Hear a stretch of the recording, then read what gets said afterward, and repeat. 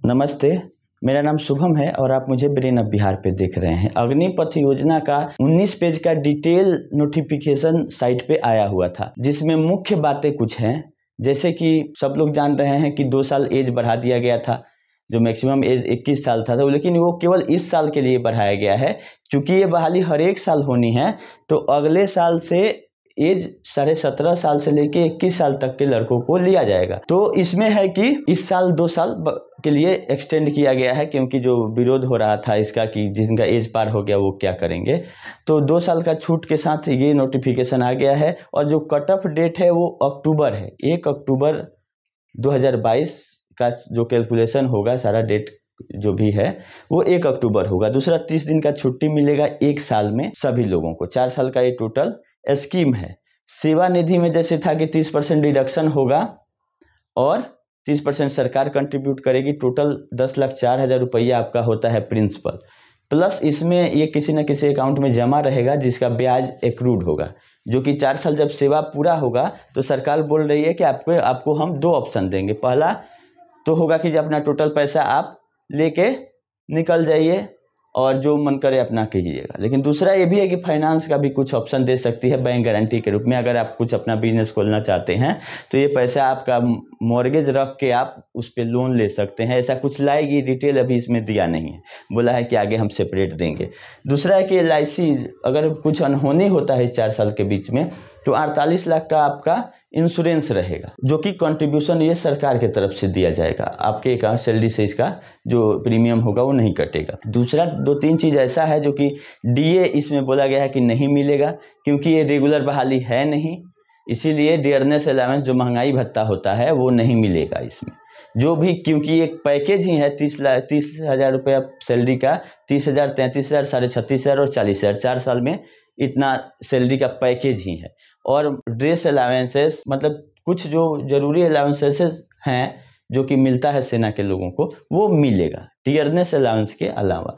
और 5-6 कैटेगरी है जो कि इसमें निकाला गया है कि एक तो हो गया जनरल ड्यूटी, टेक्निकल है, स्टोर कीपर है, ट्रेडमैन है। ट्रेडमैन 2 तरह के लोग अप्लाई कर सकते हैं। कुछ लोग 8 जो पास हैं वो भी कर सकते हैं, कुछ लोग 10th पास हैं वो भी कर सकते हैं। केवल पास होना चाहिए 33% ईच सब्जेक्ट के साथ।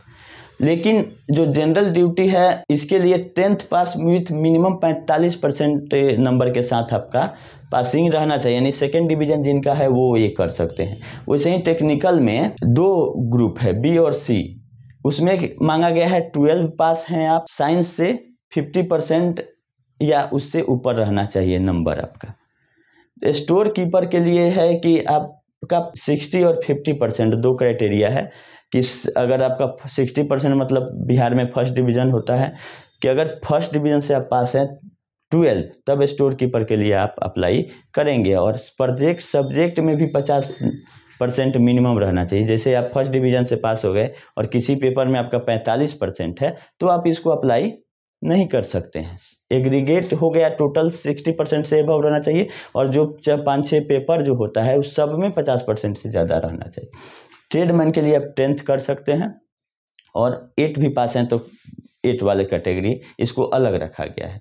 और जब ये 4 साल आप पूरा कर लेंगे तो आपको एक जो 10th पास करके अप्लाई कर रहे हैं यहाँ ट्रेडमैन, 12 जिनका है उनको तो ज़रूरत ही नहीं है, लेकिन अगर 10th पास करके आप अप्लाई कर, ये 4 साल की ट्रेनिंग लेते हैं सेना की या इसमें सर्विस करते हैं, तो आपको 12 के इक्विवेलेंट एक डिग्री दिया जाएगा कि आप 12 हो गए, आपको कहीं से 12 करने की आवश्यकता नहीं रहेगी। लेकिन जो 12 ऑलरेडी कर लिए हैं उनको भी कुछ ना कुछ देना चाहिए, क्योंकि 3 साल में ग्रेजुएशन हो जाता है। तो अगर उनको ग्रेजुएशन के इक्विवेलेंट कोई डिग्री का व्यवस्था किया जाता तो अच्छा रहता। तीसरा इसमें है कि क्या क्या पेपर लगेगा। तो जैसे सब वैकेंसी में लगता है आपका मार्कशीट, सर्टिफिकेट जो आपका क्वालिफिकेशन है, निवास लगेगा, कास्ट सर्टिफिकेट। कास्ट में एक चीज़ लिखा हुआ है कि आपका कास्ट सर्टिफिकेट में रिलीजन लिखना चाहिए, किस धर्म के आप हैं, हिंदू हैं, मुस्लिम हैं, सिख हैं, ये लिखा रहना चाहिए, नहीं तो आपको अलग से ये बनवाना पड़ेगा रिलीजन सर्टिफिकेट। सब DM के ऑफिस से मांगा जा रहा है,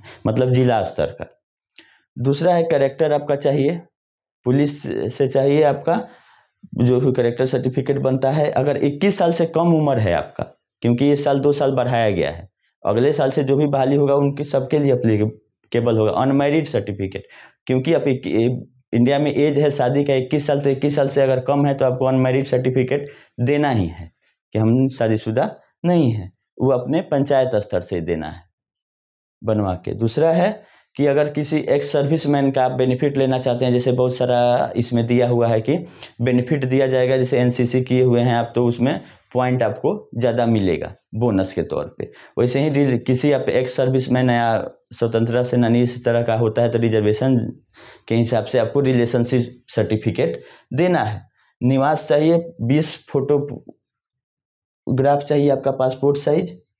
तो मिला जुला के अब ये बहाली अब सरकार का है कि जो भी इसमें लोगों को लग रहा था कि गड़बड़ी है, ठीक होना चाहिए, वो संशोधित करके ये बहाली प्रक्रिया अब शुरू करने जा रही है। इसीलिए हमने सोचा कि ये तो 19 पेज का है और इंग्लिश में हमको मिला डाउनलोडेड, हिंदी में कहीं नहीं है, क्योंकि इसको हिंदी में भी पब्लिश कर देना चाहिए क्योंकि लोग को आसानी होगा समझने में।